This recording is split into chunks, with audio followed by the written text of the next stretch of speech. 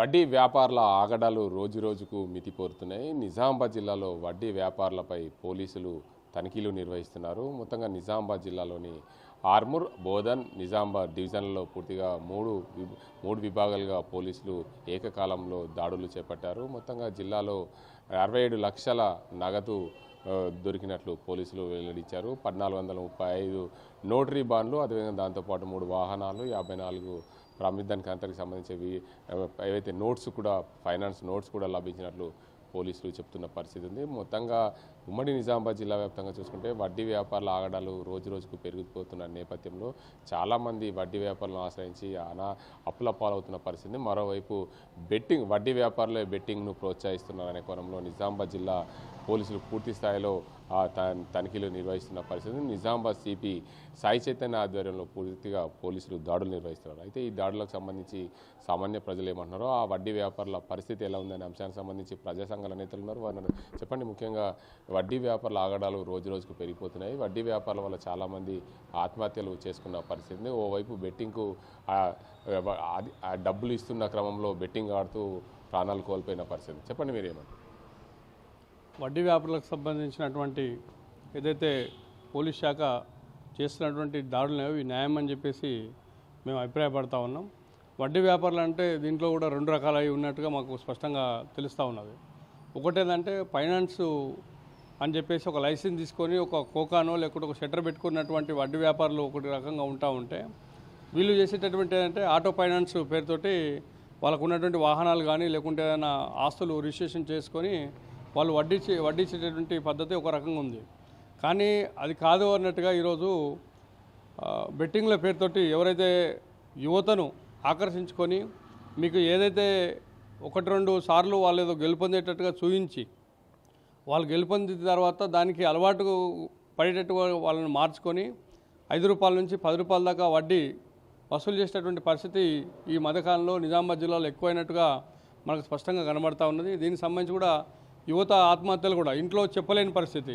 ఇంట్లో మామూలుగా ఖర్చులకే ఇస్తారు, కానీ వీళ్ళు ఒక ఆశతోటి, బెట్టింగ్లో ఆశతోటి ఎక్కువ మొత్తంలో వచ్చినాయని చెప్పేసి ఒక ఆశతోటి ఇంకా మరింత బెట్టింగులు పెట్టి దాంట్లో నష్టపోయి ఆ వడ్డీలు కట్టలేక, ఇంట్లో చెప్పలేక ఆత్మహత్య చేసుకునే సంఘటనలు మనం ఈ మధ్యకాలం ఎక్కువ చూస్తూ ఉన్నాం. కాబట్టి వీటిపైన పోలీసుల ఇంకా మరింత దాడులు పెంచితేనే ఇట్లాంటి అరికట్టడానికి అవకాశం ఉంటుందని చెప్పేసి మేము అనుకుంటా ఉన్నాం. అయితే ప్రధానంగా ఓవైపు ఏదైతే ప్రభుత్వము ఫైనాన్స్కి సంబంధించి చూసుకుంటే రిజిస్ట్రేషన్ చేసుకున్న వడ్డీ వ్యాపారులు అదనంగా ఉంటారు. దాంతోపాటు రిజిస్ట్రేషన్ లేని వ్యాపారులు అయితే గ్రామీణ స్థాయిలో కానీ ఏదైతే వడ్డీలకు ఇస్తారు, ప్రధానంగా ప్రామిసరీ నోట్ రాసుకొని వడ్డీలకు ఇస్తారు.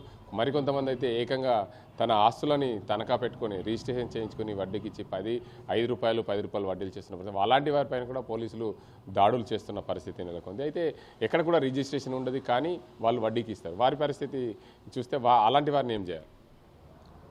ఇప్పటికే వడ్డీ వ్యాపారాలు అంటే దీంట్లో కూడా ఒక 2-3 అంశాలు ఉన్నాయి. కొద్దిమంది ప్రామిసరీ నోటు రాయించుకొని డబ్బులు ఇచ్చే పద్ధతి, కొద్దిమంది బ్యాంకు సంబంధించినటువంటి చెక్కులు తీసుకొని డబ్బులు ఇచ్చే పరిస్థితి, మరికొంతమంది వాళ్ళ ప్రాపర్టీని పెట్టుకొని, వాళ్ళ ప్రాపర్టీ అంటే ఆస్తులు కావచ్చు లేకుంటే బంగారం లాంటివి, ఈ బంగారు షాపులో కూడా ఎక్కువ కనబడుతుంది.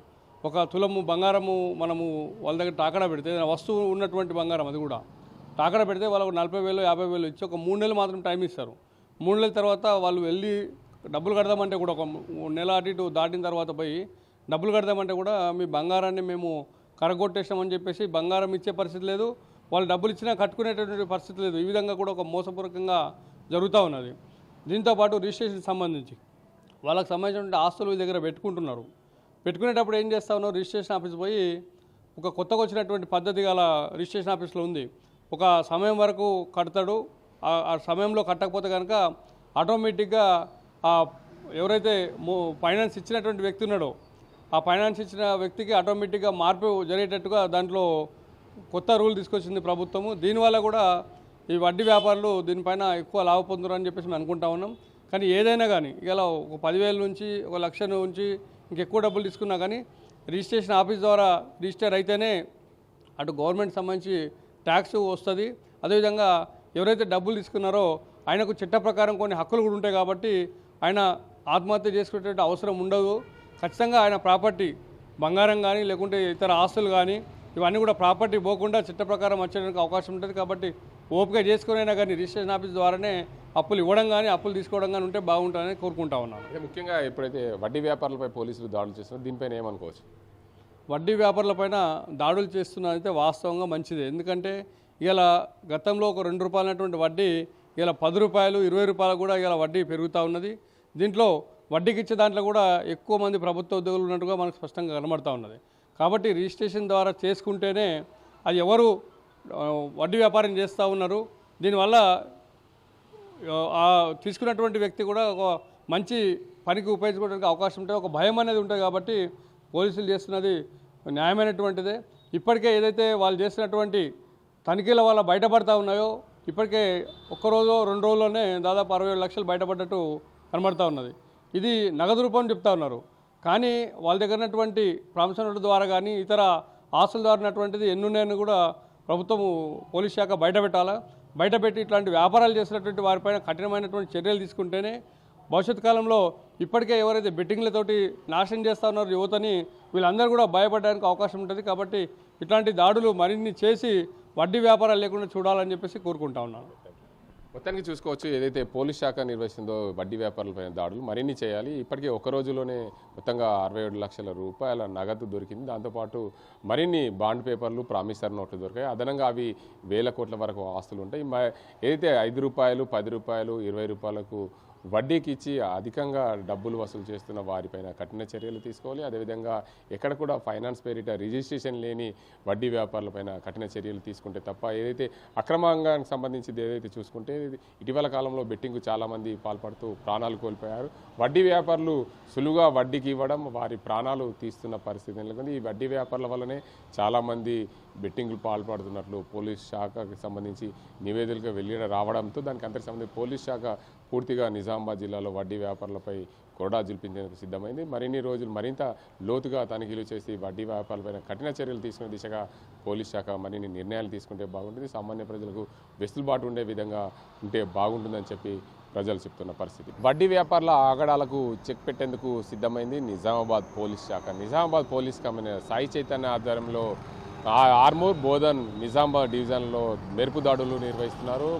వడ్డీ వ్యాపారులకు సంబంధించిన ఇళ్లపై సోదాలు చేశారు. ఇప్పటికే నిజామాబాద్ జిల్లాలో 67 లక్షల పైగా నగదు స్వాధీనం చేసుకున్నారు. 1435 నోటరీ, అదేవిధంగా దాంతోపాటు 54 ఫైనాన్స్ నోట్స్కు సంబంధించిన డాక్యుమెంట్లు స్వాధీనం చేసుకున్న పరిస్థితి నెలకొని వడ్డీ వ్యాపారుల ఆగడాలు రోజు రోజుకు మితిమీరిపోతున్న నేపథ్యంలో పూర్తి స్థాయిలో పోలీసులు అయితే పూర్తి స్థాయిలో వడ్డీ వ్యాపారులకు సంబంధించి పూర్తిగా ఆగడాలకు సంబంధించి అదుపు లేకుండా పోతున్న పరిస్థితిలో నిజామాబాద్ పోలీస్ కమిషనర్ సాయి చైతన్య ఆధ్వర్యంలో పూర్తిగా తనిఖీలు నిర్వహిస్తున్న పరిస్థితి నెలకొంది.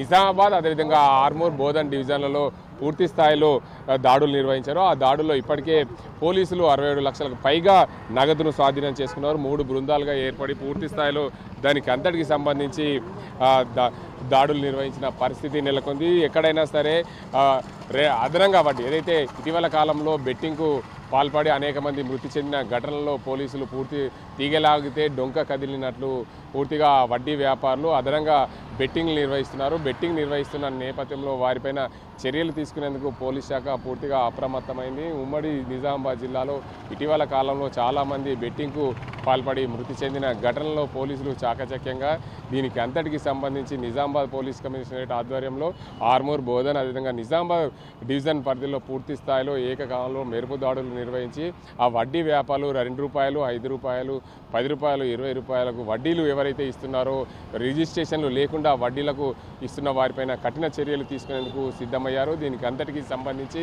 ఎవరెవరు అధిక వడ్డీలకు ఇస్తున్నారు, ఎక్కడెక్కడ వడ్డీ వ్యాపారం సాగుతుందనే కోణంలో కూడా వారి ఇళ్లలో కూడా సోదాలు నిర్వహించిన పరిస్థితి నెలకొంది. దీనికి అంతటికి సంబంధించి ఇప్పటికే నిజామాబాద్ పోలీసులు చాకచక్యంగా గతంలో ఏదైతే బెట్టింగ్కు పాల్పడిన వారి చర్యలు తీసుకున్న నేపథ్యంలో దీనికి కూడా ఆ బెట్టింగ్లకు పాల్పడేందుకు పూర్తిగా వడ్డీలకు ఇస్తూ ₹20 వడ్డీలకు ఇస్తూ ఆ బెట్టింగ్లలో మోసపోయిన వారు ఆత్మహత్యలు చేసుకున్న పరిస్థితి నెలకొంది. కాబట్టి వాటన్నింటి కూడా అరికట్టే దిశగా పూర్తి స్థాయిలో పోలీసులు యంత్రాంగం సిద్ధమైంది. ఎక్కడైనా సరే అధిక వడ్డీకి ఇచ్చినట్లు తెలిస్తే వాటిపైన కఠిన చర్యలు ఉంటాయనే కోణంలో ప్రజలకు తెలిసే దిశగా ప్రయత్నాలు సాగుతున్నాయి. అందులో భాగంగానే పూర్తిగా నిజామాబాద్ జిల్లాలో వడ్డీ వ్యాపారానికి పాల్పడుతున్నారు. రిజిస్ట్రేషన్లు లేకుండా దీనికి అంతటికి సంబంధించి పూర్తి స్థాయిలో రిజిస్ట్రేషన్లు లేకుండా వడ్డీలకు పాల్పడుతున్న వారిపైన కఠిన చర్యలు తీసుకునేందుకు సిద్ధమైంది. ఎవరైనా సరే అధిక వడ్డీకి ఇచ్చినట్లు తెలిస్తే, ఎక్కడైనా తీసుకున్నట్లు తెలిస్తే మాకు సమాచారం ఇవ్వండి అనే నేపథ్యంలో కూడా పూర్తి స్థాయిలో ప్రజలకు తెలిసే దిశగా ప్రయత్నాలు సాగుతున్నాయని చెప్పచ్చు. మరోవైపు ఏదైతే వడ్డీ వ్యాపారానికి సంబంధించిన రిజిస్ట్రేషన్ ఉండాలి.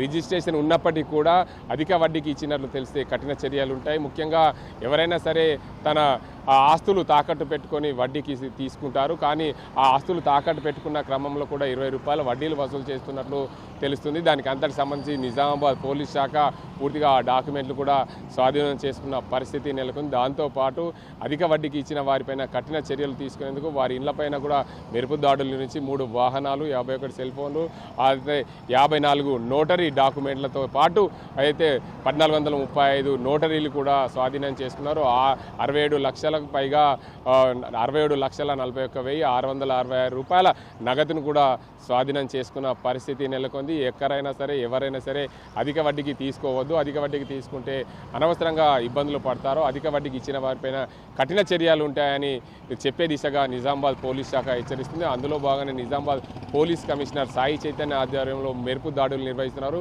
ఈ వడ్డీ వ్యాపారానికి చెక్ పెట్టే దిశగా ప్రయత్నాలు సాగుతున్నాయనే చెప్పవచ్చు. ఇది ఇక్కడ పరిస్థితి. కెమెరా సాజింతో గంగారెడ్డి, RTV నిజామాబాద్. మరిన్ని వీడియోస్ కోసం ఛానల్ ని సబ్స్క్రైబ్ చేయండి. లేటెస్ట్ అప్డేట్స్ కోసం వాట్సాప్ ఛానల్ ని ఫాలో అవ్వండి. ఆ లింక్ డిస్క్రిప్షన్ లో ఉంది.